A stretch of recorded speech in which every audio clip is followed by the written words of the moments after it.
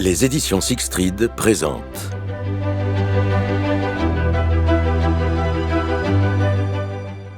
Un scandale en Bohême de Conan Doyle, avec Jean-Marie Fonbonne dans le rôle de Watson et Philippe Lejour dans celui de Sherlock Holmes.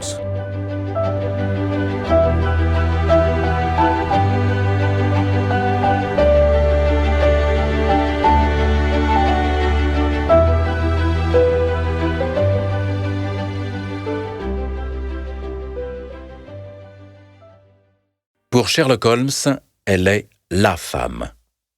Il la juge tellement supérieure à tout son sexe qu'il ne l'appelle presque jamais par son nom. Elle est et elle restera la femme. Aurait-il donc éprouvé à l'égard d'Irène Adler un sentiment voisin de l'amour ? Absolument pas. Son esprit lucide, froid, admirablement équilibré, répugnait à toute émotion en général et à celle de l'amour en particulier. Je tiens Sherlock Holmes pour la machine à observer et à raisonner la plus parfaite qui ait existé sur la planète. Amoureux, il n'aurait plus été le même. Lorsqu'il parlait des choses du cœur, c'était toujours pour les assaisonner d'une pointe de raillerie ou d'un petit rire ironique. Certes, en tant qu'observateur, il les appréciait. N'est-ce pas par le cœur que s'éclairent les mobiles et les actes des créatures humaines ? Mais en tant que logicien professionnel, il les répudiait. Dans un tempérament aussi délicat, aussi subtil que le sien, l'irruption d'une passion aurait introduit un élément de désordre dont aurait pu pâtir la rectitude de ses déductions. Il s'épargnait donc les émotions fortes, et il mettait autant de soin à s'en tenir à l'écart qu'à éviter, par exemple, de fêler l'une de ses loupes ou de semer des grains de poussière dans un instrument de précision. Telle était sa nature. Et pourtant, une femme l'impressionna. La femme, Irène Adler, qui laissa néanmoins un souvenir douteux et discuté.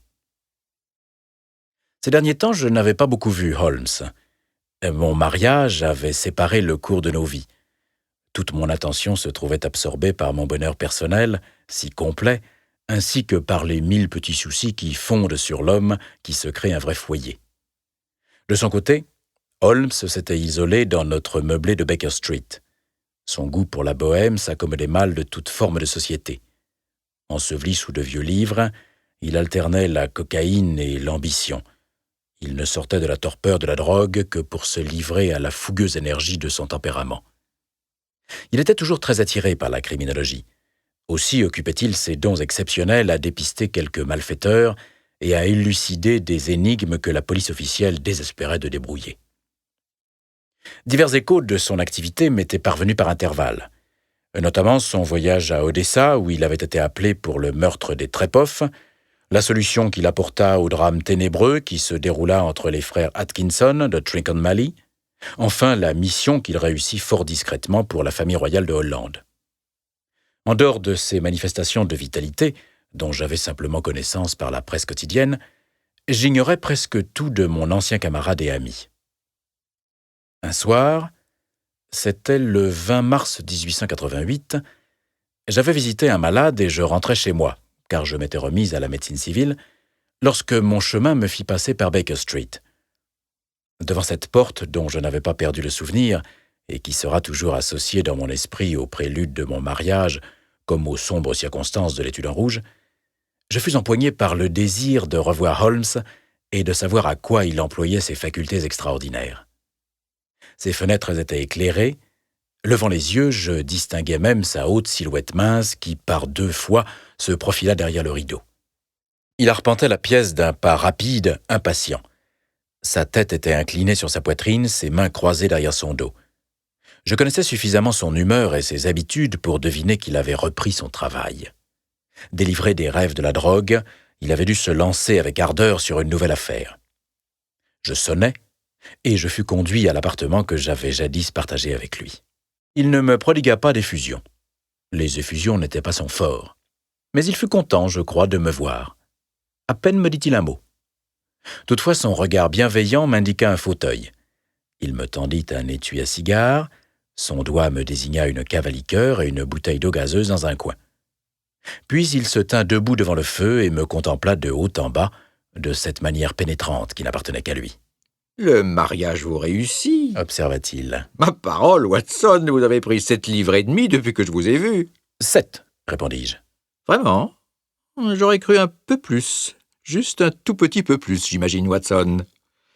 Et vous avez recommencé à faire de la clientèle, à ce que je vois. Vous ne m'aviez pas dit que vous aviez l'intention de reprendre le collier. » »« Alors comment le savez-vous ?»« Je le vois, je le déduis. Comment sais-je que récemment vous vous êtes fait tremper et que vous êtes nanti d'une bonne maladroite et peu soigneuse ? » ?»« Mon cher Holmes, dis-je, ceci est trop fort. Si vous aviez vécu quelques siècles plus tôt, vous auriez certainement été brûlé vif. » »« Eh bien oui, il est exact que jeudi j'ai marché dans la campagne et que je suis rentré chez moi en piteux état. Mais comme j'ai changé de vêtements, je me demande comment vous avez pu le voir et le déduire. Quant à Mary Jane, elle est incorrigible. Ma femme lui a donné ses 8 jours. Là encore, je ne conçois pas comment vous l'avez deviné. » Il rit sous cape et frotta l'une contre l'autre ses longues mains nerveuses. « C'est d'une simplicité enfantine, dit-il. Mes yeux me disent que sur le côté intérieur de votre soulier gauche, juste à l'endroit qu'éclaire la lumière du feu, le cuir est marqué de 6 égratignures presque parallèles. De toute évidence, celles-ci ont été faites par quelqu'un qui a sans précaution gratté autour des bords de la semelle pour en détacher une croûte de boue. D'où, voyez-vous, ma double déduction, que vous êtes sorti par mauvais temps et que pour nettoyer vos chaussures, vous ne disposez que d'un spécimen très médiocre de la domesticité londonienne. En ce qui concerne la reprise de votre activité professionnelle, si un gentleman qui entre ici introduit avec lui des relents d'iodoforme, arbore sur son index droit la trace noire du nitrate d'argent et porte un chapeau haute forme pourvu d'une bosse indiquant l'endroit où il dissimule son stéthoscope, je serais en vérité bien stupide pour ne pas l'identifier comme un membre actif du corps médical. » Je ne pus m'empêcher de rire devant l'aisance avec laquelle il m'expliquait la marche de ses déductions. « Quand je vous entends me donner vos raisons, lui dis-je, les choses m'apparaissent toujours si ridiculement simples qu'il me semble que je pourrais en faire autant. Et cependant, chaque fois que vous me fournissez un nouvel exemple de votre manière de raisonner, je reste pantois jusqu'à ce que vous m'exposiez votre méthode. Mes yeux ne sont-ils pas aussi bons que les vôtres ? » ?»« Mais si, » répondit-il en allumant une cigarette et en se jetant dans un fauteuil. « Seulement, vous voyez et vous n'observez pas. La distinction est claire. Tenez, vous avez fréquemment vu les marches qui conduisent à cet appartement, n'est-ce pas ? » ?»« Fréquemment. » »« Combien de fois ? » ?»« Je ne sais pas, des centaines de fois. »« Bon. Combien y en a-t-il ? » ?»« Combien de marches ? » ?»« Oui. »« Je ne sais pas. » »« Exactement. Vous n'avez pas observé. Et cependant, vous avez vu. Toute la question est là. Moi, je sais qu'il y a 17 marches parce que, à la fois, j'ai vu et observé. À propos, puisque vous vous intéressez à ces petits problèmes et que vous avez été assez bon pour relater l'une ou l'autre de mes modestes expériences, peut-être vous intéresserez-vous à ceci. » Il me tendit une feuille de papier à lettres épaisse et rose qui se trouvait ouverte sur la table. « Je l'ai reçue au dernier courrier, » reprit-il. « Lisez à haute voix. » La lettre n'était pas datée et elle ne portait ni signature ni adresse de l'expéditeur. On vous rendra visite ce soir à 8h moins le quart. Il s'agit d'un gentleman qui désire vous consulter sur une affaire de la plus haute importance. Les récents services que vous avez rendus à l'une des cours d'Europe ont témoigné que vous êtes un homme à qui l'on peut se fier en sécurité pour des choses capitales. Les renseignements sur vous nous sont de différentes sources venues. Soyez chez vous à cette heure-là et ne vous formalisez pas si votre visiteur est masqué. Ah, voilà qui est mystérieux au possible, dis-je. À votre avis, qu'est-ce que ça signifie ? Je n'ai encore aucune donnée. Et bâtir une théorie avant d'avoir des données est une erreur monumentale. Insensiblement, on se met à torturer les faits pour qu'ils collent avec la théorie, alors que ce sont les théories qui doivent coller aux faits. Mais de la lettre elle-même, que déduisez-vous ? J'examinais attentivement l'écriture et le papier. Son auteur est sans doute assez fortuné, remarquai-je en m'efforçant d'imiter la méthode de mon camarade. Un tel papier coûte au moins une demi-couronne le paquet. Il est particulièrement solide, fort. Particulièrement. Vous avez dit le mot. Ce n'est pas un papier fabriqué en Angleterre. Regardez-le en transparence. J'obéis et je vis un grand E avec un petit G, un P et un grand G avec un petit T en filigrane dans le papier. Qu'est-ce que vous en pensez ? Demanda Holmes. Le nom du fabricant, probablement. Ou plutôt son monogramme ? Pas du tout. Le G avec le petit t, signifie Gesellschaft, qui est la traduction allemande de compagnie. C'est l'abréviation courante qui correspond à notre CIE. P, bien sûr, veut dire papier, mais maintenant voici EG. Ouvrons donc notre informateur continental. Il s'empara d'un lourd volume marron. Eglonitz, nous y sommes. Egria. Situé dans une région de langue allemande, en Bohême, pas loin de Karlsbad. Célèbre parce que Wallenstein y trouva la mort, et pour ses nombreuses verreries et papeteries. Mon cher, qu'en dites-vous? Ses yeux étincelaient. Il souffla un gros nuage de fumée bleue et triomphale. Le papier a donc été fabriqué en Bohême, dis-je. En effet. Et l'auteur de la lettre est un Allemand. Avez-vous remarqué la construction particulière de la phrase « Les renseignements sur vous nous sont de différentes sources venues » ? Ni un Français ni un Russe ne l'aurait écrit ainsi. Il n'y a qu'un Allemand pour être aussi discourtois avec ses verbes. Il reste toutefois à découvrir ce que me veut cet Allemand qui m'écrit sur papier de Bohême et préfère porter un masque plutôt que me laisser voir son visage. D'ailleurs, le voici qui arrive, sauf erreur, pour lever tous nos doutes. Tandis qu'il parlait, j'entendis des sabots de chevaux, puis un grincement de roues contre la bordure du trottoir, enfin un vif coup de sonnette. Holmes sifflota. D'après le bruit, 2 chevaux. Oui, confirma-t-il, après avoir jeté un coup d'œil par la fenêtre. Un joli petit landau conduit par une paire de merveilles qui valent 150 guinées la pièce. Dans cette affaire, Watson, il y a de l'argent à gagner, à défaut d'autre chose. Je crois que je ferais mieux de m'en aller, Holmes. Pas le moins du monde, docteur. Restez à votre place. Sans mon historiographe, je suis un homme perdu. Et puis, l'affaire promet. Ce serait dommage de la manquer. Mais votre client... Ne vous tracassez pas. Je peux avoir besoin de vous, et lui aussi. Le voici, asseyez-vous dans ce fauteuil, docteur, et soyez attentif. Un homme entra. Il ne devait pas mesurer loin de 2 mètres, et il était pourvu d'un torse et de membres herculéens. Il était richement vêtu, d'une opulence qui, en Angleterre, passait presque pour du mauvais goût. De lourdes bandes d'astrakan barraient les manches et les revers de son veston croisé. Le manteau bleu foncé qu'il avait jeté sur ses épaules était doublé d'une soie couleur de feu et retenu au cou par une aigue marine flamboyante. Des demi-bottes qui montaient jusqu'au mollet et dont le haut était garni d'une épaisse fourrure brune complétaient l'impression d'un faste barbare. Il tenait un chapeau à large bord et la partie supérieure de son visage était recouverte d'un masque noir qui descendait jusqu'aux pommettes. Il avait dû l'ajuster devant la porte car sa main était encore levée lorsqu'il entra. Le bas du visage révélait un homme énergique, volontaire. La lèvre épaisse et tombante ainsi qu'un long menton droit suggéraient un caractère résolu pouvant aller à l'extrême de l'obstination. « Vous avez eu ma lettre ?» demanda-t-il d'une voix dure, profonde, fortement timbrée d'un accent allemand. « Je vous disais que je viendrais. » Ils nous regardaient l'un après l'autre. Évidemment, ils ne savaient pas auquel s'adresser. « Asseyez-vous, je vous prie, » dit Holmes. « Voici mon ami et confrère, le docteur Watson, qui est parfois assez complaisant pour m'aider. À qui ai-je l'honneur de parler ?»« Considérez que vous parlez au comte von Kram, gentilhomme de Bohême. Dois-je comprendre que ce gentleman qui est votre ami est homme d'honneur et de discrétion, et que je puis lui confier des choses de la plus haute importance? Sinon, je préférerais m'entretenir avec vous seul. » Je me levai pour partir, mais Holmes me saisit par le poignet et me repoussa dans le fauteuil. « Ce sera tous les deux ou personne, » déclara-t-il. « Devant ce gentleman, vous pouvez dire tout ce que vous me diriez à moi seul. » Le comte haussa ses larges épaules. « Alors, je commence, » dit-il. « Par vous demander le secret le plus absolu pendant 2 années. Passé ce délai, l'affaire n'aura plus d'importance. Pour l'instant, je n'exagère pas en affirmant qu'elle risque d'influer sur le cours de l'histoire européenne. » Vous avez ma parole, dit Holmes. Et la mienne. Pardonnez-moi ce masque, poursuivit notre étrange visiteur. L'auguste personne qui m'emploie désire que son collaborateur vous demeure inconnu. Et je vous avouerai tout de suite que le titre sous lequel je me suis présenté n'est pas exactement le mien. Je m'en doutais, fit sèchement Holmes. Les circonstances sont extrêmement délicates. Il ne faut reculer devant aucune précaution pour étouffer tout germe de ce qui pourrait devenir un immense scandale et compromettre gravement l'une des familles régnantes de l'Europe. Pour parler clair, L'affaire concerne la grande maison d'Ormstein, d'où sont issus les rois héréditaires des Bohèmes. Je le savais aussi.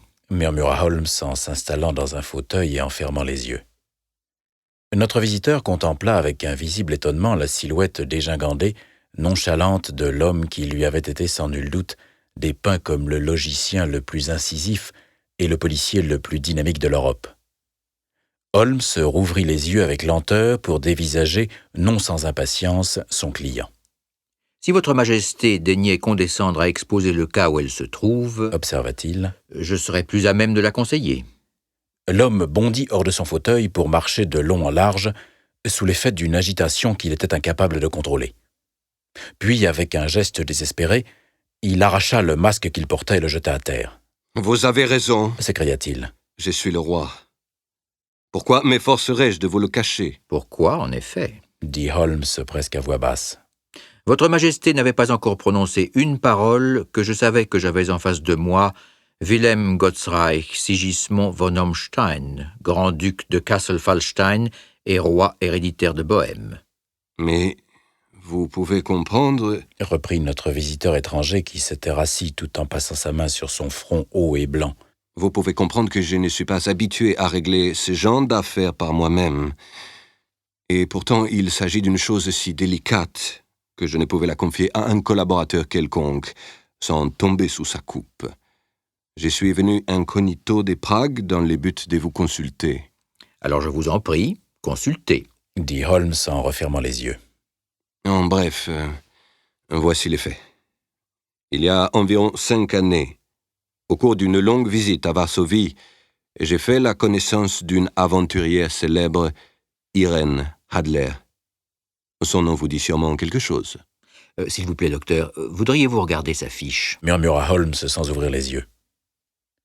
Depuis plusieurs années, il avait adopté une méthode de classement pour collationner toutes les informations concernant les gens et les choses, si bien qu'il était difficile de parler devant lui d'une personne ou d'un fait sans qu'il ne pût fournir aussitôt un renseignement. Dans ce cas précis, je trouvais la biographie d'Irène Adler intercalée entre celle d'un rabbin juif et celle d'un chef d'état-major qui avait écrit une monographie sur les poissons des grandes profondeurs sous-marines. Voyons. Né dans le New Jersey en 1858, contralto, la Scala.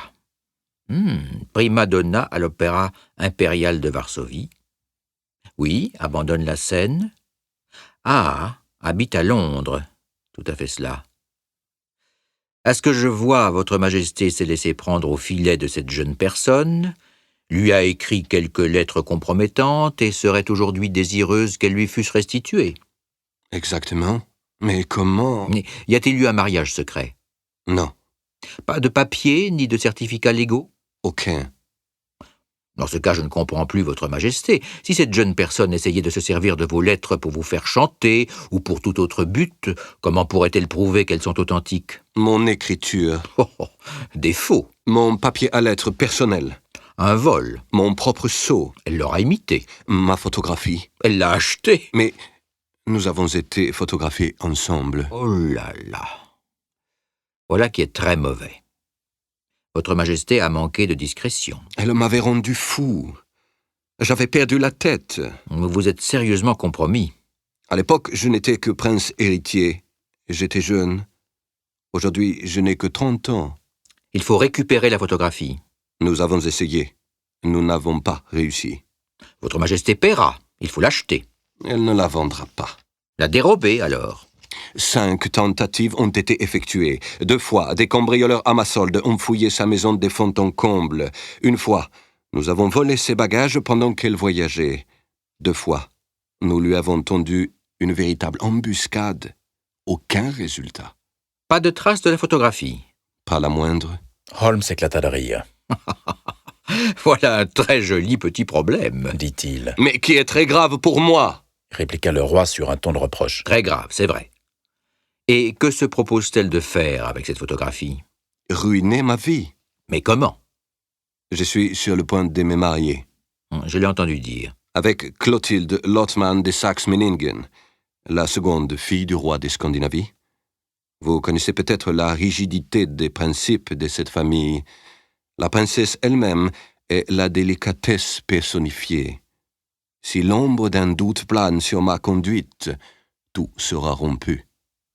Et Irène Adler? Menace de le faire parvenir la photographie. Et elle le fera. Je suis sûr qu'elle le fera. Vous ne la connaissez pas. Elle a une âme d'acier. Elle combine le visage de la plus ravissante des femmes avec les caractères des plus déterminés des hommes. Plutôt que de me voir marié avec une autre, elle irait aux pires extrémités. Au pire. Êtes-vous certain qu'elle ne l'a pas encore envoyé? Certain. Pourquoi? Parce qu'elle a déclaré qu'elle l'enverrait les jours où les fiançailles seraient publiées. Or, elles seront rendues publiques lundi prochain. Oh, mais nous avons encore 3 jours devant nous. Laissa tomber Holmes en étouffant un bâillement. Heureusement, car j'ai pour l'heure 1 ou 2 affaires d'importance à régler. Votre Majesté ne quitte pas Londres? Non. Vous me trouverez au Langham, sous le nom du comte von Kram. Alors je vous enverrai un mot pour vous tenir au courant de la marche de l'affaire. Et je vous en prie, je suis terriblement inquiet. Et quant à l'argent? Je vous laisse carte blanche. Absolument. Je donnerai l'une des provinces de mon royaume en échange de cette photographie. Et pour les frais immédiats? Le roi chercha sous son manteau une lourde bourse en peau de chamois et la déposa sur la table. Elle contient 300 livres sterling en or et 700 en billets. Holmes rédigea un reçu sur une feuille de son carnet et le lui tendit. « Et l'adresse de la demoiselle ?» demanda-t-il. « Bryony Lodge, Serpentine Avenue, St. John's Wood. » Holmes la nota avant d'interroger. « Une autre question. La photographie est format album ?» ?»« Oui. » »« Bien. Bonne nuit, Majesté. J'ai confiance, nous aurons bientôt d'excellentes nouvelles à vous communiquer. Et à vous aussi, bonne nuit, Watson, ajouta-t-il lorsque les roues du landau royal s'ébranlèrent pour descendre la rue. Si vous avez la gentillesse de passer ici demain après-midi à 3 heures, je serai heureux de bavarder un peu avec vous.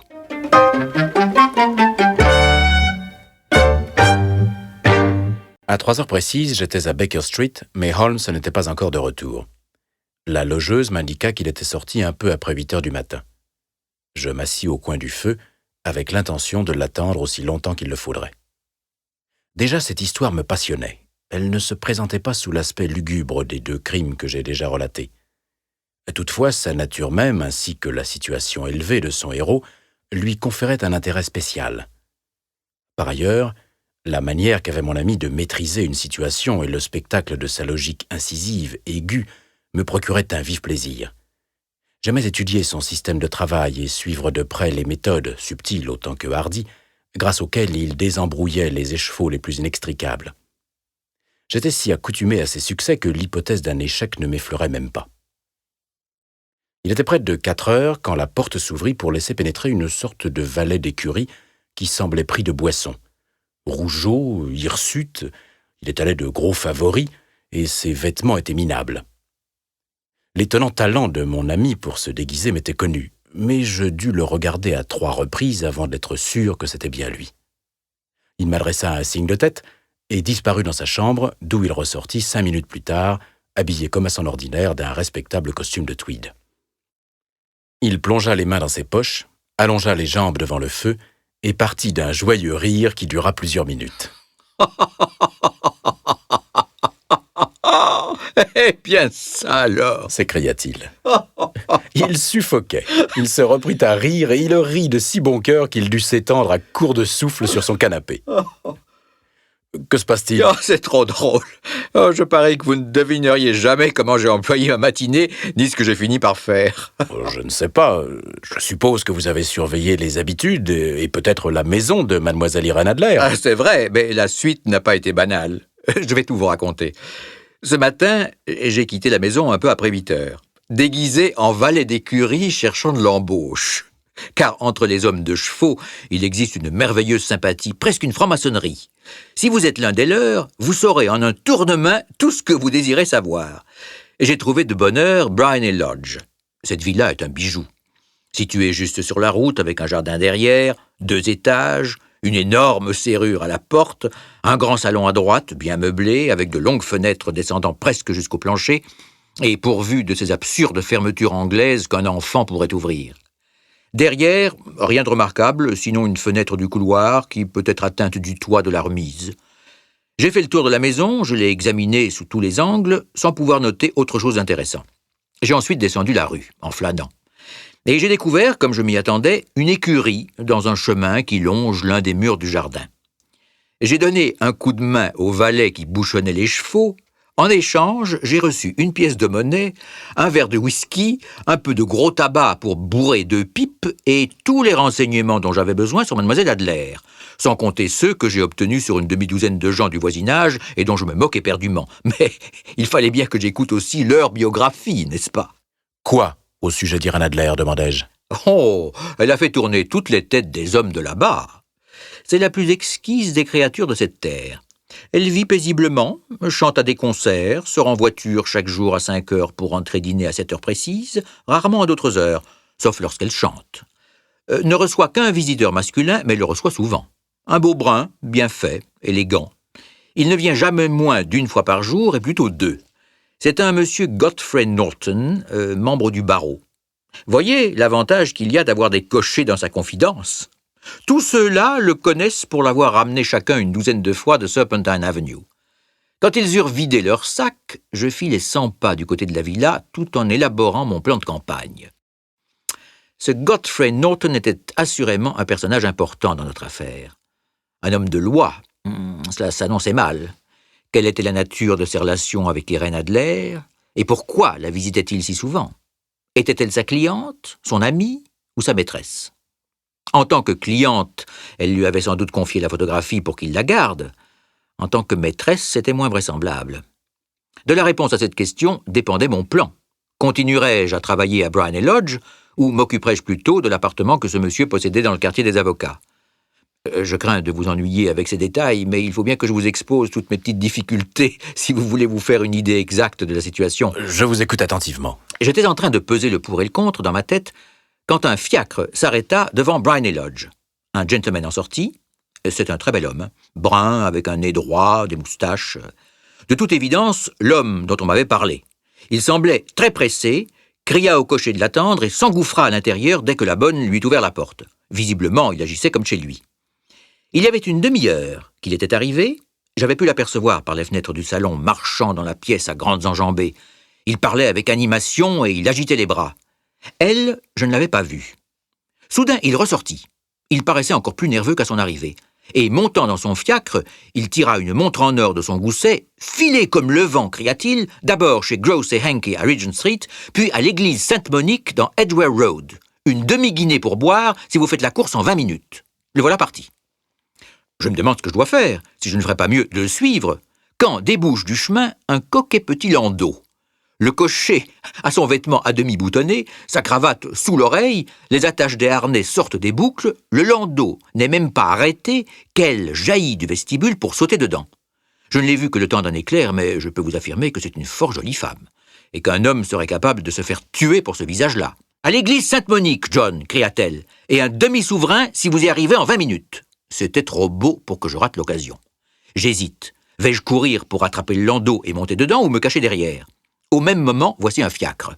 Le cocher regarde à 2 fois le client déguenillé qui lui fait signe, mais je ne lui laisse pas le temps de réfléchir. Je saute. « À l'église Sainte-Monique » lui dis-je. « Et un demi-souverain pour vous si vous y êtes en moins de 20 minutes. » Il était midi moins 25. Naturellement, ce qui se manigançait était clair comme le jour. Mon cocher fonça. Je crois que je n'ai jamais été conduit aussi vite, mais les autres avaient pris de l'avance. Quand j'arrive, le fiacre et le landau sont arrêtés devant la porte, leurs chevaux fument. Moi, je paye mon homme et me précipite dans l'église. Pas une âme à l'intérieur, sauf mes 2 poursuivis, et un prêtre en surplis qui semble discuter ferme. Tous 3 se tiennent debout devant l'autel, je prends par un bas-côté et je flâne comme un oisif qui visite une église. Tout d'un coup, à ma grande surprise, mes 3 personnages se tournent vers moi et Godfrey Norton court à ma rencontre. « Dieu merci !» s'écrie-t-il. « Vous ferez l'affaire. Venez, venez, venez !»« Pourquoi faire ? » ?»« Venez, mon vieux, il ne nous reste plus que 3 minutes pour que ce soit légal. » Me voilà à moitié entraîné vers l'autel, et avant que je sache où j'en suis, je m'entends bredouiller des réponses qui me sont chuchotées à l'oreille. En fait, j'apporte ma garantie au sujet de choses dont je suis très ignorant, et je sers de témoin pour un mariage entre Irène Adler, demoiselle, et Godfrey Norton, célibataire. La cérémonie se déroule en quelques instants. Après quoi, je me fais congratuler d'un côté par le conjoint, de l'autre par la conjointe, tandis que le prêtre en face rayonne en me regardant. Je crois que c'est la situation la plus absurde dans laquelle je me sois jamais trouvé. Lorsque je me la suis rappelée tout à l'heure, je n'ai pu m'empêcher de rire à gorge déployée. Sans doute y avait-il un quelconque vice de forme dans la licence de mariage. Le prêtre devait absolument refuser de consacrer l'union sans un témoin, et mon apparition a probablement épargné aux fiancés de courir les rues en quête d'un homme valable. La fiancée m'a fait cadeau d'un souverain que j'entends porter à ma chaîne de montre en souvenir de cet heureux événement.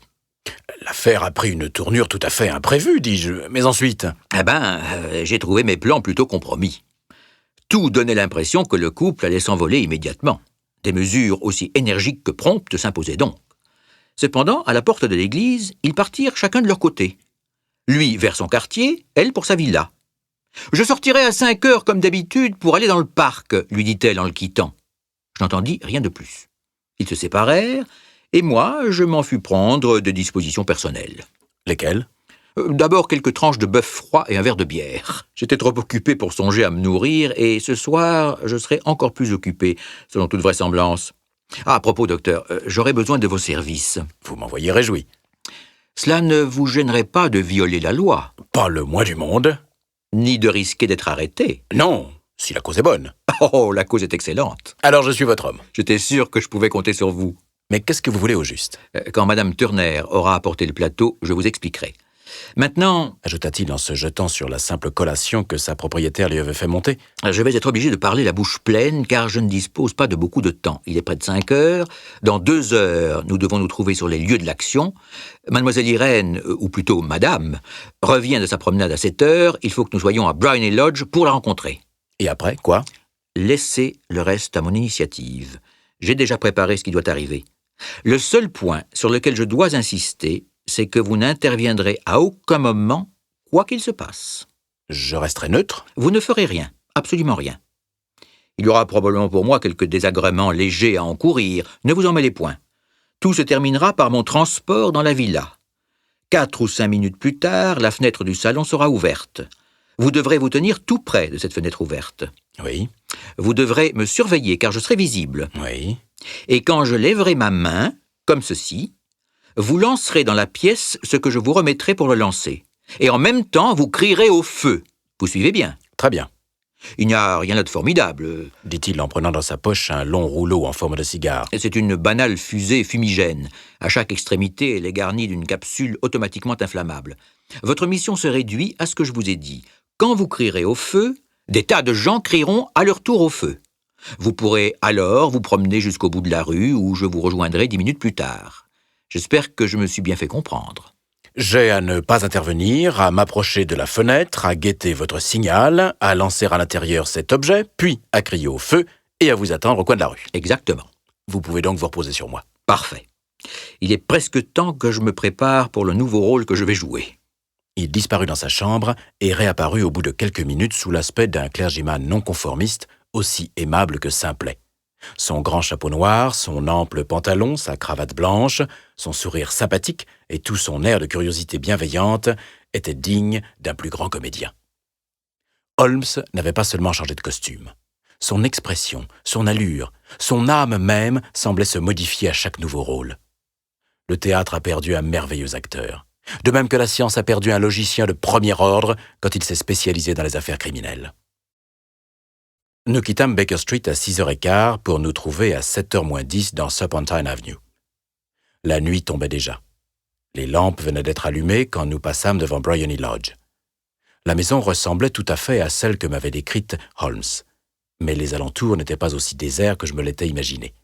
Ils étaient pleins au contraire d'une animation qu'on n'aurait pas espérée dans la petite rue d'un quartier tranquille. À un angle, il y avait un groupe de pauvres hères qui fumaient et riaient. Non loin, un rémouleur avec sa roue, puis 2 gardes en flirt avec une nourrice.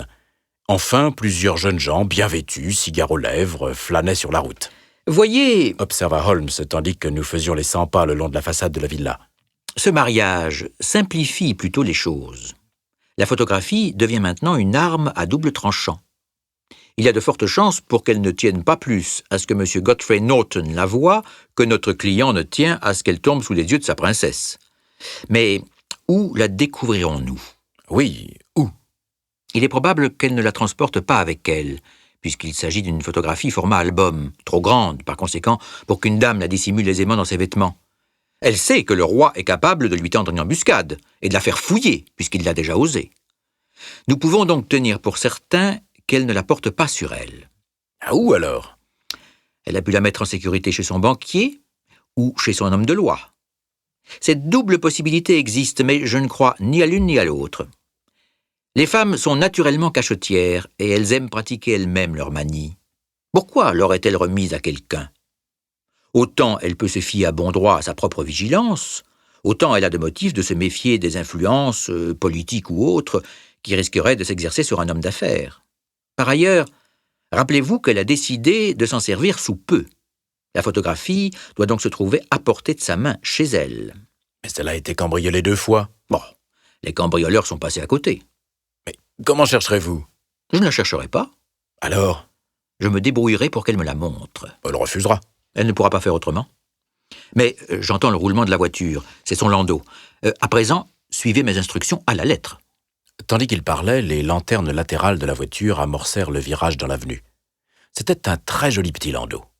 Il roula jusqu'à la porte de Briony Lodge. Au moment où il s'arrêta, l'un des flâneurs du coin se précipita pour ouvrir la portière dans l'espoir de recevoir une pièce de monnaie. Mais il fut écarté d'un coup de coude par un autre qui avait couru dans la même intention. Une violente dispute s'engagea alors. Les 2 gardes prirent parti pour l'un des vagabonds et le rémouleur soutint l'autre de la voix et du geste. Des coups furent échangés et en un instant, la dame qui avait sauté à bas de la voiture se trouva au centre d'une mêlée confuse d'hommes qui se battaient à grands coups de poing et de gourdin. Holmes, pour protéger la dame, se jeta parmi les combattants. Mais juste comme il parvenait à sa hauteur, il poussa un cri et s'écroula sur le sol, le visage en sang. Lorsqu'il tomba, les gardes s'enfuirent dans une direction et les vagabonds dans la direction opposée. Les gens mieux vêtus qui avaient assisté à la bagarre sans s'y mêler se décidèrent alors à porter secours à la dame ainsi qu'aux blessés. Irène Adler, comme je l'appelle encore, avait bondi sur les marches. Mais elle demeura sur le perron pour regarder. Son merveilleux visage profilait beaucoup de douceur sous l'éclairage de l'entrée. « Est-ce que ce pauvre homme est gravement blessé ?» S'enquit-elle. « Il est mort !» crièrent plusieurs voix. « Non, non, il vit encore !» hurla quelqu'un. « Mais il mourra sûrement avant d'arriver à l'hôpital !» Voilà un type courageux. Dit une femme. Ils auraient pris à la dame sa bourse et sa montre s'ils n'étaient pas intervenus. C'était une bande, oui, une rude bande. Oh, il se ranime maintenant. On ne peut pas le laisser dans la rue.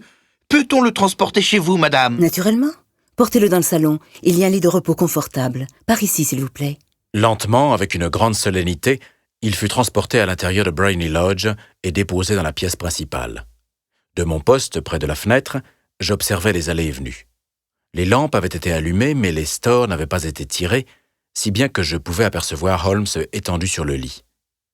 J'ignore s'il était à cet instant, lui, bourrelé de remords, mais je sais bien que moi, pour ma part, je ne m'étais jamais senti aussi honteux que quand je vis quelle splendide créature était la femme contre laquelle nous conspirions, et quand j'assistais aux soins pleins de grâce et de bonté qu'elle prodiguait aux blessés. Pourtant, ça aurait été une trahison, et la plus noire, à l'égard de Holmes, si je m'étais départi du rôle qu'il m'avait assigné. J'endurcis donc mon cœur et empoignai ma fusée fumigène.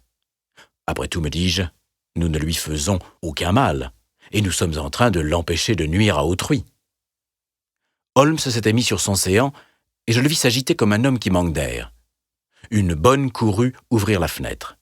Au même moment, il leva la main. C'était le signal. Je jetai ma fusée dans la pièce et criai « Au feu !» Le mot avait à peine jailli de ma gorge que toute la foule de badauds qui stationnait devant la maison reprit mon cri en chœur. « Au feu !» Des nuages d'une fumée épaisse moutonnaient dans le salon avant de s'échapper par la fenêtre ouverte. J'aperçus des silhouettes qui couraient dans tous les sens. Puis j'entendis la voix de Holmes affirmer que c'était une fausse alerte. Alors je me glissai parmi la foule et je marchai jusqu'au coin de la rue. Au bout d'une dizaine de minutes, j'eus la joie de sentir le bras de mon ami sous le mien et de quitter ce mauvais théâtre. Il marchait rapidement et en silence.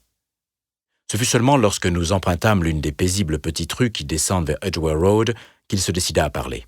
« Vous avez très bien travaillé, docteur, » me dit-il. Rien n'aurait mieux marché. Vous avez la photographie ? Je sais où elle est. Et comment l'avez-vous appris ? Elle me l'a montrée, comme je vous l'avais annoncé. Je n'y comprends goutte, Holmes, Je n'ai pas l'intention de jouer avec vous au mystérieux, répondit-il en riant. L'affaire fut tout à fait simple. Vous, bien sûr, vous avez deviné que tous les gens de la rue étaient mes complices. Je les avais loués pour la soirée. Je l'avais deviné. À peu près.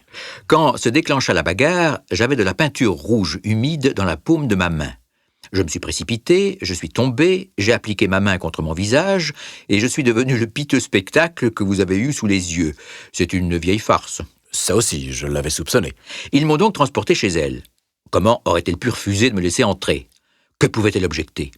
J'ai été conduit dans son salon, qui était la pièce selon moi suspecte. C'était ou le salon ou sa chambre, et j'étais résolu à m'en assurer. Alors j'ai été couché sur un lit, j'ai réclamé un peu d'air, on a dû ouvrir la fenêtre, et vous avez eu votre chance. Comment cela vous a-t-il aidé? C'était très important. Quand une femme croit que le feu est à sa maison, son instinct lui commande de courir vers l'objet auquel elle attache la plus grande valeur pour le sauver des flammes. Il s'agit là d'une impulsion tout à fait incontrôlable, et je m'en suis servi plus d'une fois. Tenez, dans l'affaire du château d'Antsworth, et aussi dans le scandale de la substitution de Darlington. Une mère se précipite vers son enfant, une demoiselle vers son coffret à bijoux. Quant à Notre-Dame d'aujourd'hui, j'étais bien certain qu'elle ne possédait chez elle rien de plus précieux que ce dont nous étions en quête. L'alerte fut admirablement donnée. La fumée et les cris auraient brisé des nerfs d'acier. Elle a magnifiquement réagi. La photographie se trouve dans un renfoncement du mur derrière un panneau à glissière, juste au-dessus de la sonnette. Elle y fut en un instant, et je pus apercevoir l'objet au moment où elle l'avait à demi sorti. Quand je criai que c'était une fausse alerte, elle le replaça, ses yeux tombèrent sur la fusée, elle courut au dehors, et je ne la revis plus. Je me mis debout, et après force excuse, sortis de la maison. J'ai bien songé à m'emparer tout de suite de la photographie, mais le cocher est entré. Il me surveillait de près, je crus plus sage de ne pas me risquer. Un peu trop de précipitation aurait tout compromis. Et maintenant, demandai-je? Pratiquement, notre enquête est terminée. J'irai demain lui rendre visite avec le roi, et vous-même, si vous daignez nous accompagner. On nous conduira dans le salon pour attendre la maîtresse de maison, mais il est probable que quand elle viendra, elle ne trouvera plus ni nous, ni la photographie. Sa Majesté sera sans doute satisfaite de la récupérer de ses propres mains. Et quand lui rendrons-nous visite? À 8 heures du matin. Elle ne sera pas encore levée ni apprêtée, si bien que nous aurons le champ libre. Par ailleurs, il nous faut être rapide, car ce mariage peut modifier radicalement ses habitudes et son genre de vie. Je vais télégraphier au roi. Nous étions dans Baker Street, arrêtés devant la porte. Holmes cherchait sa clé dans ses poches lorsqu'un passant lui lança. « Bonne nuit, monsieur Sherlock Holmes. » Il y avait plusieurs personnes sur le trottoir. Ce salut sembla venir néanmoins d'un jeune homme svelte qui était passé très vite. « Je connais cette voix, » dit Holmes en regardant la rue faiblement éclairée. « mais je me demande à qui diable elle appartient. »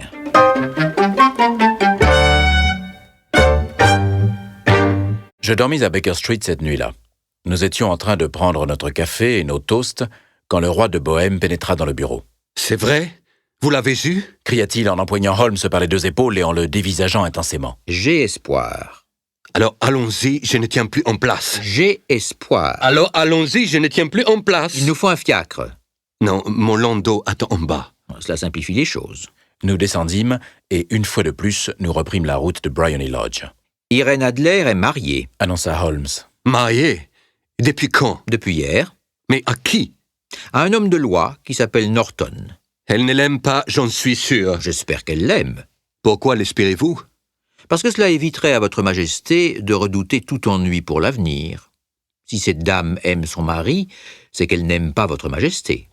Si elle n'aime pas votre Majesté, il n'y a aucune raison pour qu'elle se mette en travers des plans de votre Majesté. » Vous avez raison.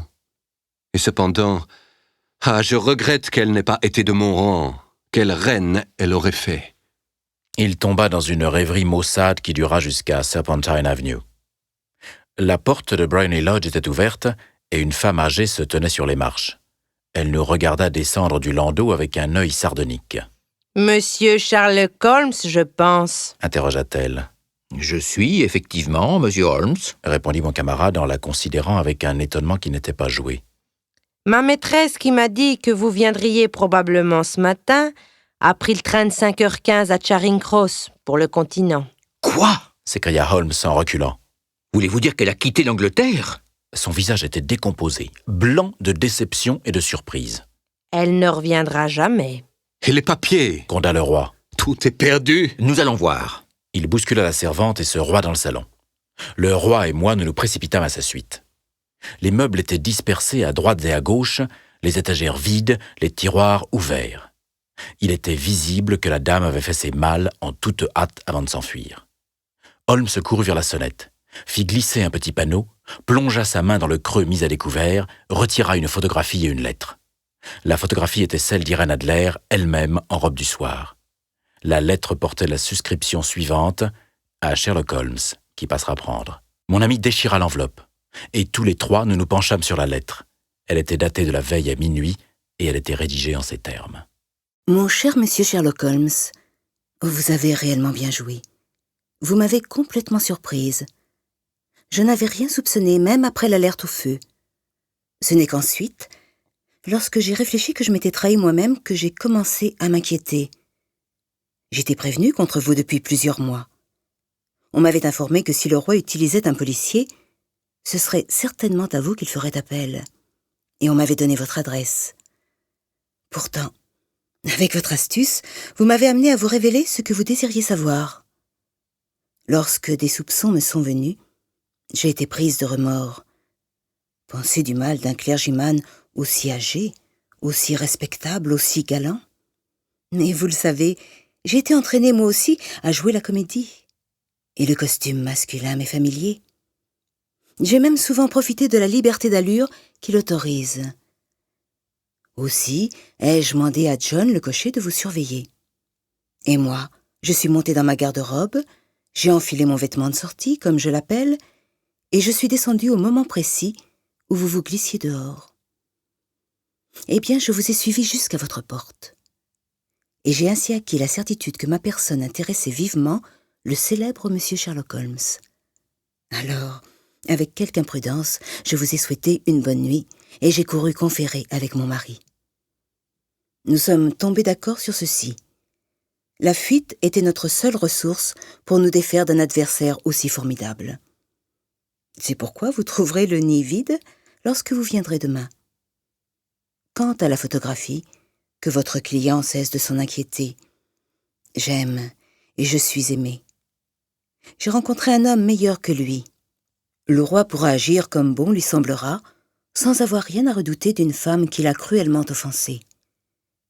Je ne la garde par devers moi que pour ma sauvegarde personnelle, pour conserver une arme qui me protégera toujours contre les ennuis qu'il pourrait chercher à me causer dans l'avenir. Je laisse ici une photographie qui lui plaira peut-être d'emporter. Et je demeure, cher monsieur Sherlock Holmes, très sincèrement vôtre. Irène Norton, née Adler. Quelle femme! Oh, quelle femme! S'écria le roi de Bohême quand nous eûmes achevé la lecture de cette épître. Ne vous avais-je pas dit qu'elle était aussi prompte que résolue? N'aurait-elle pas été une reine admirable? Quel malheur qu'elle ne soit pas de mon rang. D'après ce que j'ai vu de la dame, elle ne semble pas en vérité du même niveau que votre majesté. Répondit froidement Holmes. Je regrette de n'avoir pas été capable de mener cette affaire à une meilleure conclusion. Au contraire, cher monsieur, Cria le roi. ce dénouement m'enchante. Je sais qu'elle tient toujours ses promesses. La photographie est à présent aussi en sécurité que si elle avait été jetée au feu. Je suis heureux d'entendre votre majesté parler ainsi. J'ai contracté une dette immense envers vous. Je vous en prie, dites-moi de quelle manière j'ai pu vous récompenser. Cette bague? Il fit glisser de son doigt une émeraude et la posa sur la paume ouverte de sa main. Votre majesté possède quelque chose que j'évalue à plus cher. Dit Holmes. Dites-moi quoi? C'est à vous? Cette photographie. Le roi le contempla avec ahurissement. La photographie d'Irène? Mais bien sûr, si vous y tenez. Je remercie votre majesté. Maintenant, l'affaire est terminée. J'ai l'honneur de souhaiter à votre majesté une bonne matinée. Il s'inclina et se détourna sans remarquer la main que lui tendait le roi. Bras dessous, nous regagnâmes Baker Street. Et voici pourquoi un grand scandale menaçait le royaume de Bohême et comment les plans de M. Sherlock Holmes furent déjoués par une femme. Il avait l'habitude d'ironiser sur la rouerie féminine.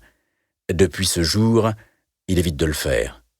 Et quand il parle d'Irène Adler, ou quand il fait allusion à sa photographie, c'est toujours sous le titre très honorable de « la femme ».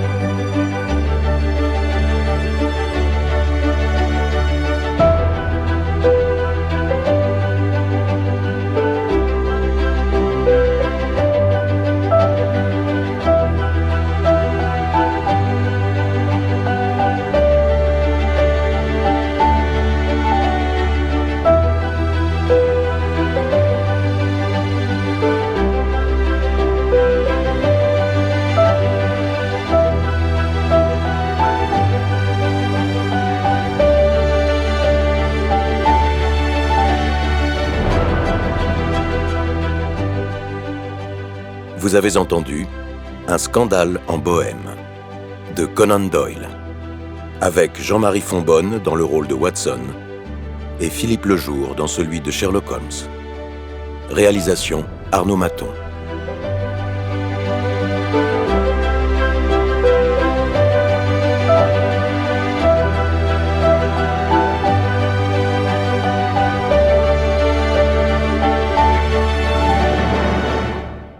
C'est une production des éditions Sixtreed. Les éditions Sixtreed présentent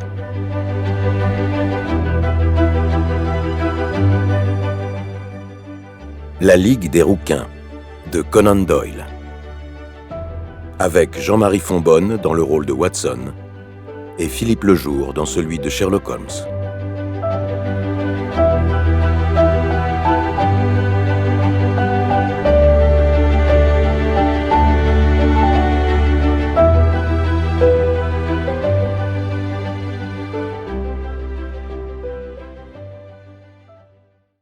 Un jour de l'automne dernier, je m'étais rendu chez mon ami Sherlock Holmes.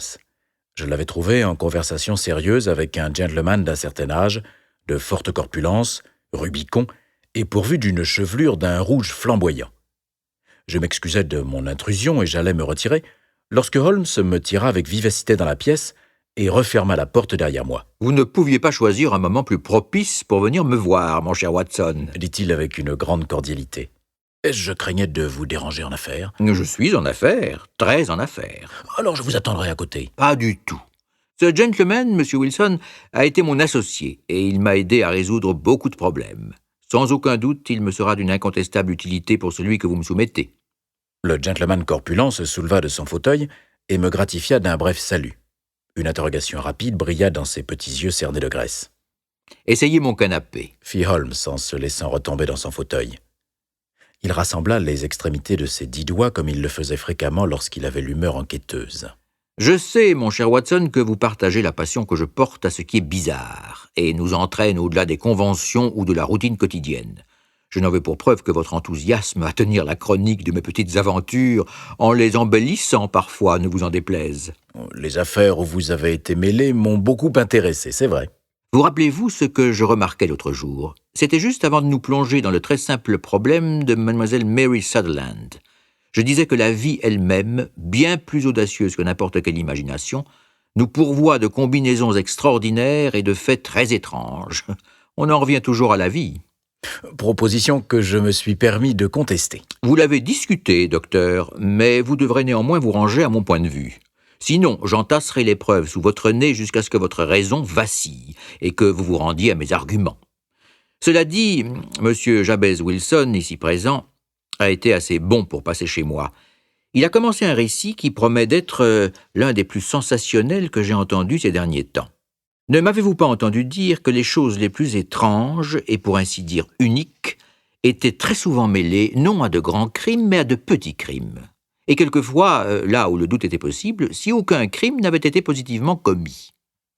Jusqu'ici, je suis incapable de préciser si l'affaire en question annonce ou non un crime. Pourtant, les circonstances sont certainement exceptionnelles.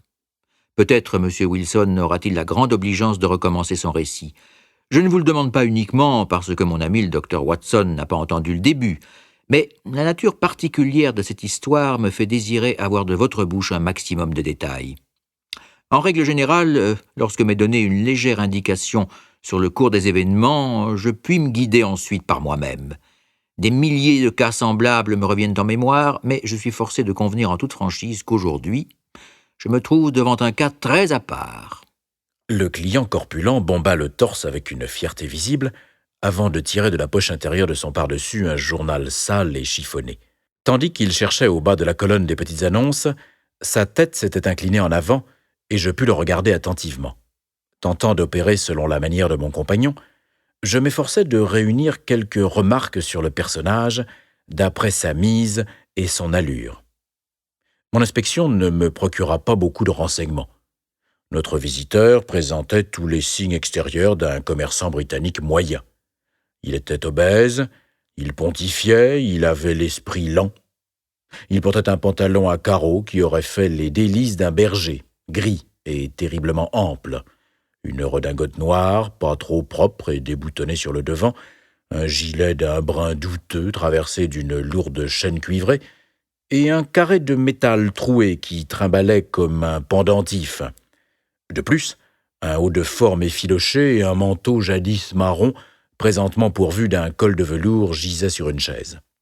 En résumé, à le regarder comme je le fis, cet homme n'avait rien de remarquable, si ce n'était sa chevelure extra-rouge et l'expression de chagrin et de mécontentement qui se lisait sur ses traits. L'œil vif de Sherlock Holmes me surprit dans mon inspection, et il secoua la tête en souriant lorsqu'il remarqua mon regard chargé de questions. En dehors des faits évidents que M. Wilson a quelque temps pratiqué le travail manuel, qu'il prise, qu'il est franc-maçon, qu'il est allé en Chine et qu'il a beaucoup écrit ces derniers temps, je ne puis déduire rien d'autre, dit Holmes. M. Jabez Wilson sursauta dans son fauteuil.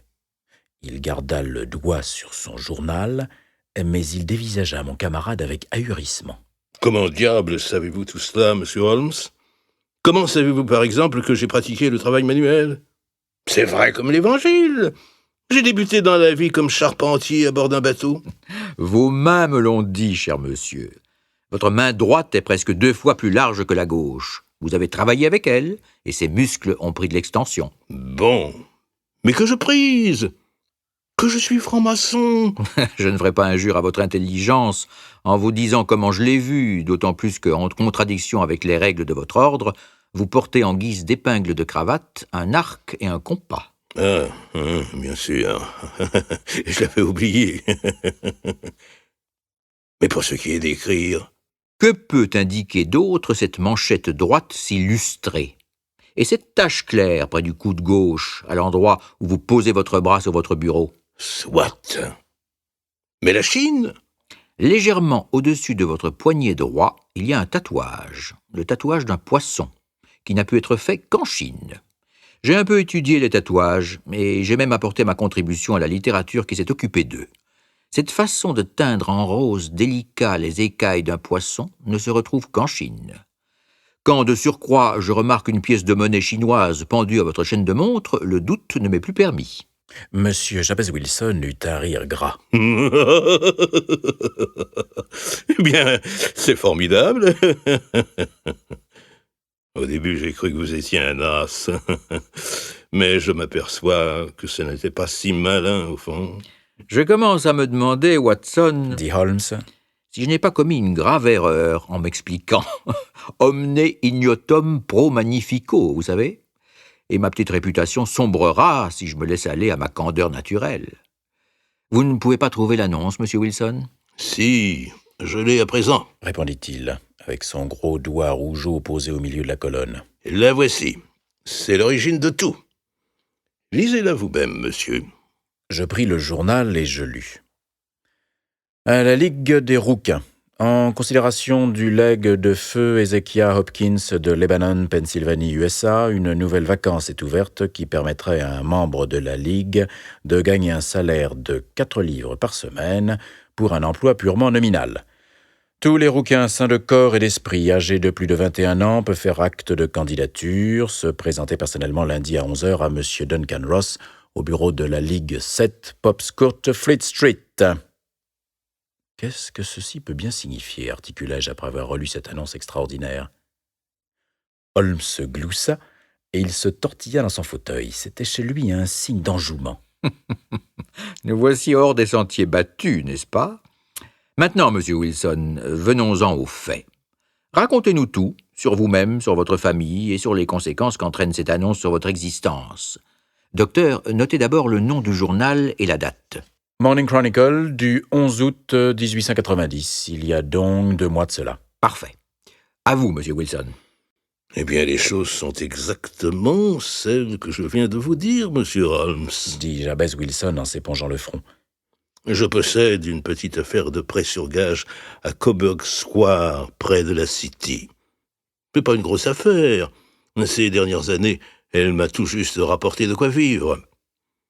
J'avais pris avec moi 2 commis, mais à présent, un seul me suffit. Et je voudrais avoir une affaire qui marche pour le payer convenablement, car il travaille à mi-traitement, comme débutant. Comment s'appelle cet obligeant jeune homme? s'enquit Holmes. Vincent Spaulding. Et il n'est plus tellement jeune. Difficile de préciser son âge. Je ne pourrais pas souhaiter un meilleur collaborateur, Monsieur Holmes. Et je sais très bien qu'il est capable de faire mieux et de gagner le double de ce que je lui donne. Mais, après tout, il s'en contente. Pourquoi lui mettrais-je d'autres idées dans la tête? C'est vrai. Pourquoi? Vous avez de la chance d'avoir un employé qui accepte d'être payé au-dessous du tarif. À notre époque, il n'y a pas beaucoup d'employeurs qui pourraient en dire autant. Mais est-ce que votre commis est tout aussi remarquable dans son genre que l'annonce de tout à l'heure? Oh, il a ses défauts, bien sûr. dit M. Wilson. Par exemple, je n'ai jamais vu un pareil fanatique de la photographie. Il disparaît soudain avec un appareil, alors qu'il devrait plutôt chercher à enrichir son esprit. Puis il revient, et c'est pour foncer dans la cave tel un lièvre dans son terrier, où il développe ses photos. Voilà son principal défaut. Mais dans l'ensemble, il travaille bien. Je ne lui connais aucun vice. Il est encore avec vous, je présume. Oui, monsieur. Lui, plus une gamine de 14 ans qui nettoie et fait un peu de cuisine. C'est tout ce qu'il y a chez moi, car je suis veuf et je n'ai jamais eu d'enfant. Nous vivons tous trois, monsieur, très paisiblement.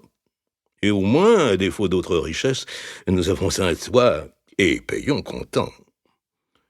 Nos ennuis ont commencé avec cette annonce.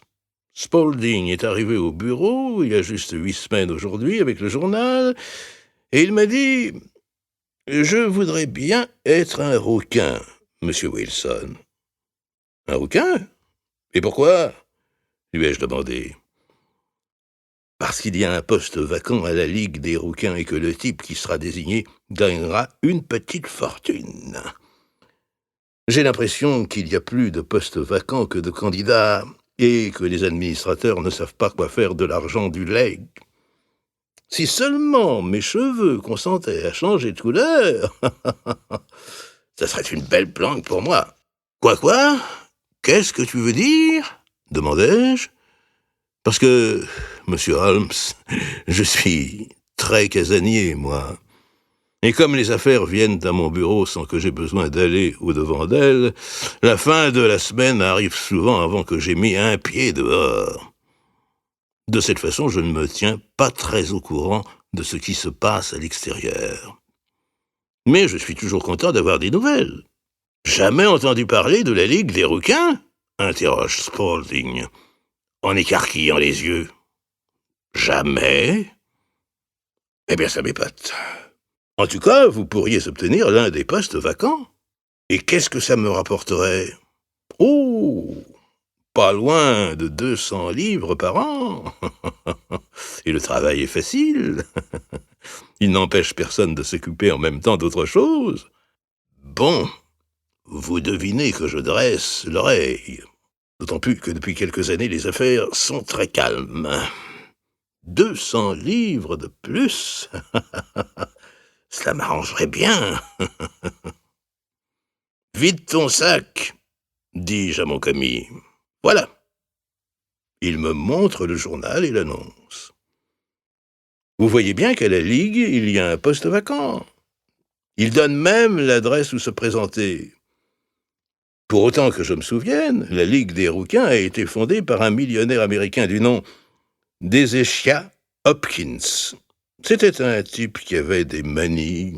Il avait des cheveux roux et il aimait bien tous les rouquins. Quand il mourut, on découvrit qu'il avait laissé son immense fortune à des curateurs qui avaient pour instruction de fournir des emplois de tout repos aux rouquins. D'après ce que j'ai entendu dire, on gagne beaucoup d'argent pour ne presque rien faire. Mais, dis-je, des tas de rouquins vont se présenter. Pas tant que vous pourriez le croire. D'ailleurs, c'est un job qui est pratiquement réservé aux Londoniens. L'Américain a démarré de Londres quand il était jeune, et il a voulu témoigner sa reconnaissance à cette bonne vieille ville. De plus, on m'a raconté qu'il était inutile de se présenter si l'on avait des cheveux d'un roux trop clair. ou trop foncés. Il faut avoir des cheveux vraiment rouges, rouges, flamboyants, ardents, brûlants.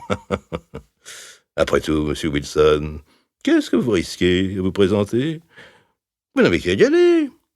Toute la question est de savoir si vous estimez que quelques centaines de livres valent le dérangement d'une promenade. C'est un fait, messieurs, dont vous pouvez vous rendre compte. J'ai des cheveux d'une couleur voyante, mais pure. Il m'a donc semblé que, dans une compétition entre rouquins, j'avais autant de chance que n'importe qui. Vincent Spaulding paraissait si au courant que je me dis qu'il pourrait m'être utile. Alors je lui commandai de fermer le bureau pour la journée et de venir avec moi. Un jour de congé n'a jamais fait peur à un commis. Nous partîmes donc tous les deux pour l'adresse indiquée par le journal. Je ne reverrai certainement jamais un spectacle pareil, monsieur Holmes. Venus du nord, du sud, de l'est, de l'ouest, tous les hommes qui avaient une vague teinte de roux dans leurs cheveux s'étaient précipités vers la City. Fleet Street était bondée de rouquins. Poppscourt ressemblait à un chargement d'oranges. Je n'aurais pas cru qu'une simple petite annonce déplacerait tant de gens. Toutes les nuances étaient représentées, jaune paille, citron, orange brique, setter irlandais, argile, foie malade. Mais Spaulding avait raison. Il n'y en avait pas beaucoup à posséder une chevelure réellement rouge et flamboyante. Lorsque je vis toute cette cohue, j'aurais volontiers renoncé, mais Spaulding ne voulut rien entendre. Comment se débrouilla-t-il pour me pousser, me tirer, me faire fendre la foule et m'amener jusqu'aux marches qui conduisaient au bureau? Je ne saurais le dire. Dans l'escalier, le flot des gens qui montaient plein d'espérance côtoyait le flot de ceux qui redescendaient blackboulés. Bientôt, nous pénétrâmes dans le bureau. C'est une aventure passionnante, déclara Holmes, tandis que son client s'interrompait pour rafraîchir sa mémoire à l'aide d'une bonne prise de tabac. Je vous en prie, continuez votre récit. Vous ne pouvez pas savoir à quel point vous m'intéressez. Dans le bureau, le mobilier se composait de 2 chaises de bois et d'une table en sapin. Derrière cette table était assis un petit homme. Il était encore plus rouquin que moi. À chaque candidat qui défilait devant lui, il adressait quelques paroles, mais il s'arrangeait toujours pour trouver un défaut éliminatoire. Obtenir un emploi ne paraissait pas du tout à la portée de n'importe qui à cette ligue. Pourtant, quand vint notre tour, le petit homme me fit un accueil plus chaleureux qu'aux autres. Il referma la porte derrière nous. Nous eûmes ainsi la possibilité de discuter en privé. Monsieur Jabez Wilson ambitionne, déclara mon commis, d'obtenir le poste vacant à la Ligue. Ambition qui me semble très légitime, répondit l'autre. Il possède à première vue les qualités requises. Et même, je ne me rappelle pas avoir reçu quelque chose d'aussi beau. Il recula d'un pas, pencha la tête de côté et contempla mes cheveux avec une sorte de tendresse. Je commençais à ne plus savoir où me mettre. Tout à coup, il plongea littéralement en avant, me secoua la main et avec une chaleur extraordinaire, me félicita de mon succès. La moindre hésitation serait une injustice, dit-il. Vous voudrez bien m'excuser, cependant, si je prends cette précaution. Il s'était emparé de ma tignasse, il la tirait si vigoureusement à 2 mains que je ne pus réprimer un hurlement de douleur. « Il y a de l'eau dans vos yeux, dit-il en me relâchant. Tout est donc comme il faut que cela soit. Que voulez-vous, la prudence est nécessaire. 2 fois, nous avons été abusés par des perruques. et une fois par une teinture. Je pourrais vous raconter des histoires sur la poix de cordonnier qui vous dégoûteraient de la nature humaine. Il se pencha par la fenêtre pour annoncer du plus haut de sa voix que la place était prise. Un sourd murmure de désappointement parcourut la foule qui s'égaya dans toutes les directions. Quelques secondes plus tard, il ne restait plus, dans Popper's Court, en fait de rouquin, que moi-même et mon directeur. Je m'appelle Duncan Ross. Je suis moi-même l'un des bénéficiaires du fonds qu'a laissé notre noble bienfaiteur. Êtes-vous marié, monsieur Wilson? Avez-vous des enfants? Je répondis que je n'avais ni femme ni enfant. La satisfaction disparut de son visage. « Mon Dieu !» soupira-t-il. « Voilà qui est très grave. Je suis désolé d'apprendre que vous n'avez ni femme ni enfant. Le fonds est destiné, bien entendu, non seulement à maintenir la race des rouquins, mais aussi à aider à sa propagation et à son extension. C'est un grand malheur que vous soyez célibataire. » Ma figure s'allongea. « Monsieur Holmes, je crus que j'allais perdre cette place. » Après avoir médité quelques instants, il me dit que néanmoins, je demeurais agréé. S'il s'agissait d'un autre, déclara-t-il, je serais inflexible. Mais nous devons nous montrer indulgents à l'égard d'un homme qui a de tels cheveux. Quand serez-vous à même de prendre votre poste? Eh bien, c'est un petit peu délicat, car j'ai déjà une occupation. Oh, ne vous tracassez pas à ce sujet, monsieur Wilson, dit Vincent Spaulding. Je veillerai sur votre affaire à votre place. Quelles seraient mes heures de travail? Demandai-je. De 10 heures à 2 heures. Vous savez, monsieur Holmes, les affaires d'un prêteur sur gage se traitent surtout le soir, spécialement le jeudi et le vendredi qui précèdent le jour de la paie. C'est pourquoi cela me convenait tout à fait de gagner un peu d'argent le matin. De plus, mon commis était un brave garçon, sur qui je pouvais compter. D'accord pour les heures, dis-je. Et pour l'argent? Vous toucherez 4 livres par semaine. Pour quel travail? Le travail est purement nominal.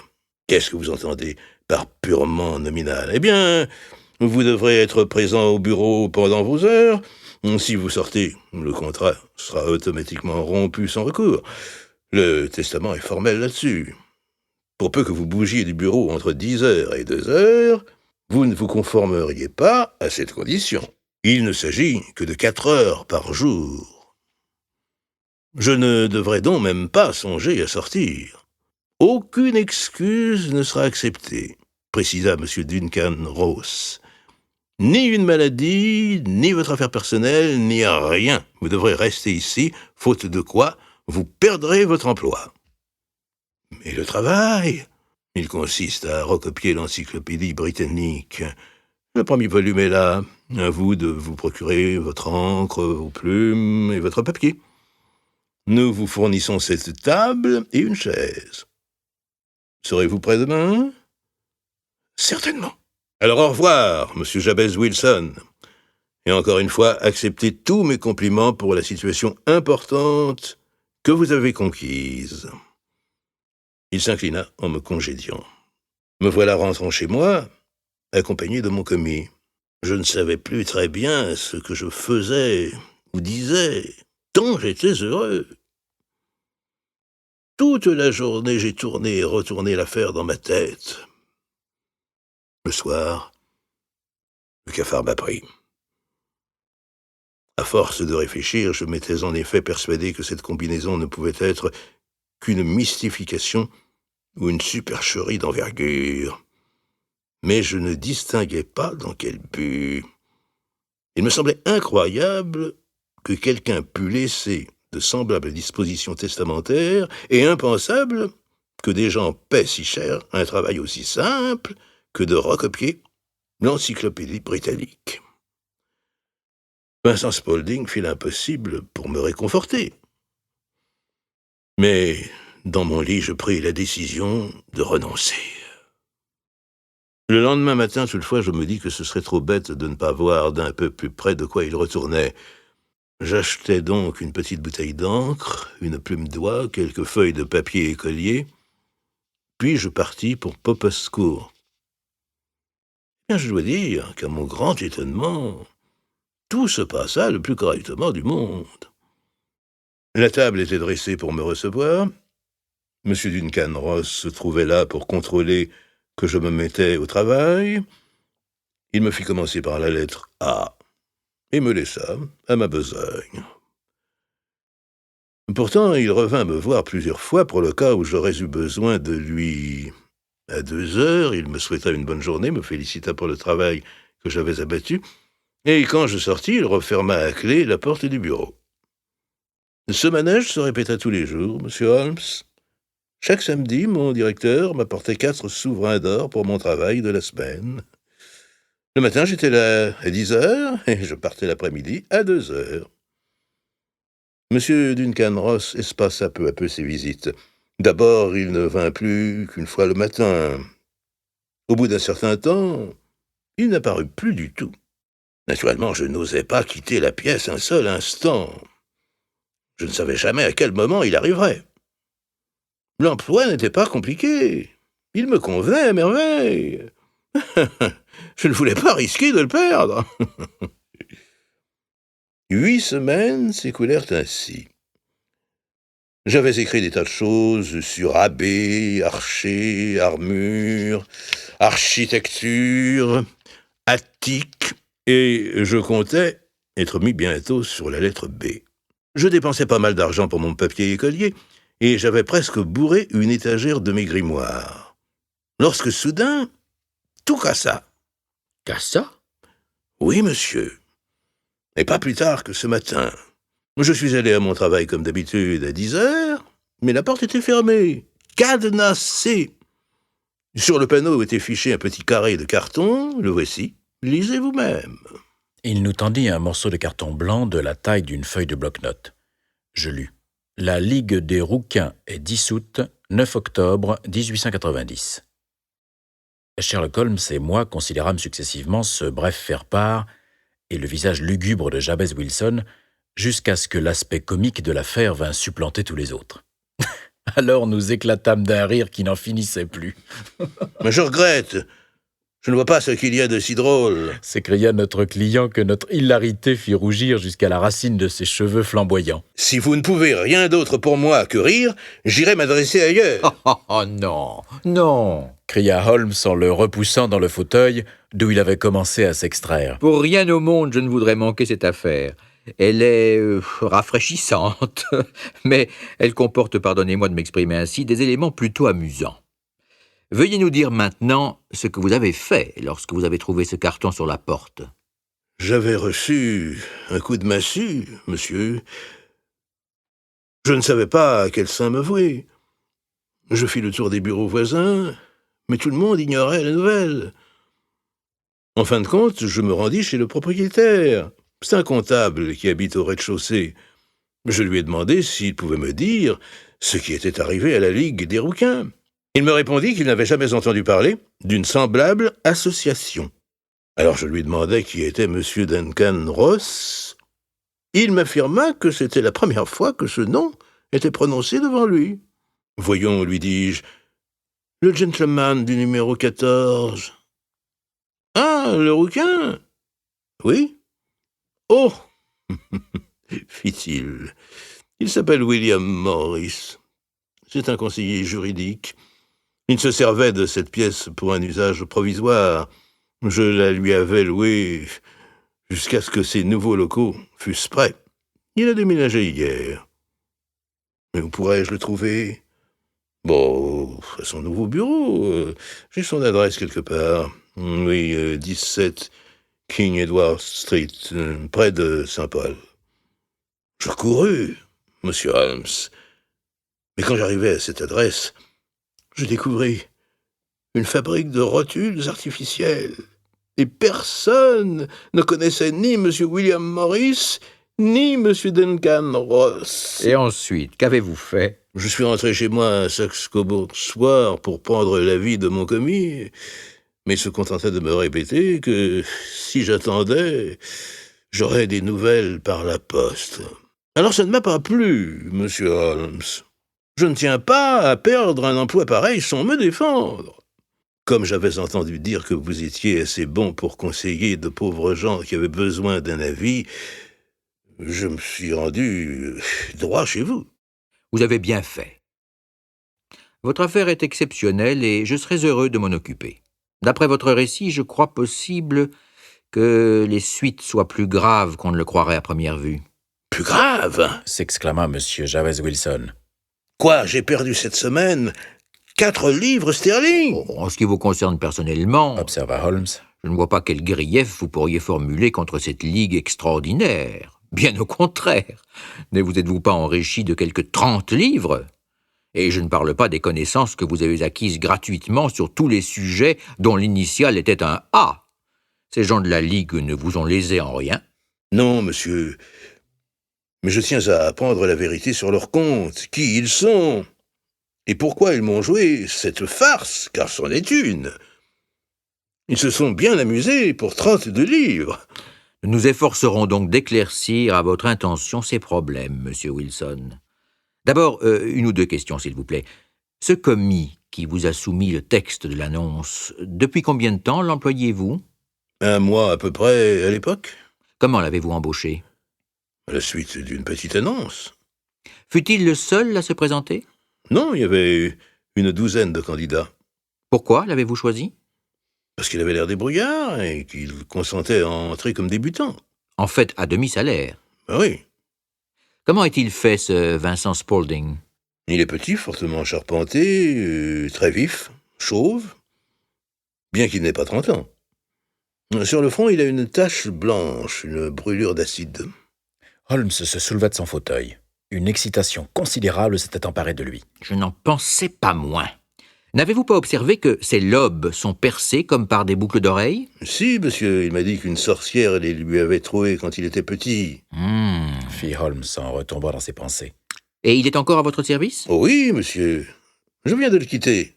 Et pendant votre absence, il a bien géré votre affaire? Rien à dire là-dessus, monsieur. D'ailleurs, il n'y a jamais grand-chose à faire le matin.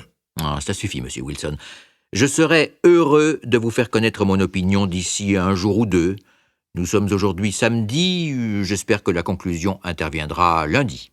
Quand notre visiteur eut pris congé, Holmes m'interrogea. Eh bien, Watson, qu'est-ce que vous pensez de tout cela? Je n'en pense rien, répondis-je franchement. C'est une affaire fort mystérieuse. En règle générale, plus une chose est bizarre, moins elle comporte finalement de mystère. Ce sont les crimes banaux, sans traits originaux, qui sont vraiment embarrassants. De même qu'un visage banal est difficile à identifier. Mais il faut que je règle cela rapidement. Qu'allez-vous faire? Fumer, c'est le problème idéal pour 3 pipes. Et je vous demande de ne pas me distraire pendant 50 minutes. Il se roula en boule sur son fauteuil, avec ses genoux minces ramenés sous son nez aquilin, puis il demeura assis ainsi, les yeux fermés. Sa pipe en terre noire proéminait comme le bec d'un oiseau étrange. Je finis par conclure qu'il s'était endormi, et j'allais moi aussi faire un petit somme quand il bondit hors de son siège. À en juger par sa mine, il avait pris une décision. Il posa sa pipe sur la cheminée. « Il y a un beau concert cet après-midi à St. James's Hall, » dit-il. « Qu'en pensez-vous, Watson? Vos malades pourront-ils se passer de vos services quelques heures? » « Je suis libre aujourd'hui. Ma clientèle n'est jamais très absorbante. » Dans ce cas, prenez votre chapeau et partons. D'abord pour un petit tour dans la City, puis nous mangerons quelque chose en route. Et il y a beaucoup de musique allemande au programme, et elle est davantage à mon goût que la musique française ou italienne. Elle est introspective, et j'ai grand besoin de m'introspecter. Venez. Nous prîmes le métro jusqu'à Aldergate. Une courte marche nous mena à Saxe-Coburg Square, l'une des scènes où s'était déroulée l'histoire peu banale que nous avions entendue. C'était une petite place de rien du tout, suant la misère, sans l'avouer tout à fait. 4 rangées crasseuses de maisons de briques à 2 étages contemplaient une pelouse minuscule entourée d'une grille. Un sentier herbeux et quelques massifs de lauriers fanés y défendaient leur existence contre une atmosphère enfumée et ingrate. 3 boules dorées et un écriteau marron avec Jabez Wilson écrit en lettres blanches, à l'angle d'une maison, révélèrent le lieu où notre client rouquin tenait boutique. Sherlock Holmes s'arrêta devant la façade. Il pencha la tête de côté et la contempla. Entre ses paupières plissées, ses yeux brillaient. Lentement, il remonta la rue, puis la redescendit sans cesser de regarder les maisons comme s'il voulait en percer les murs. Finalement, il retourna vers la boutique du prêteur sur gage. Il cogna vigoureusement 2 ou 3 fois le trottoir avec sa canne. Nous espérons que vous avez apprécié cet aperçu. Pour continuer à écouter ce livre audio sur Google Play Livres, utilisez le lien dans la description de la vidéo.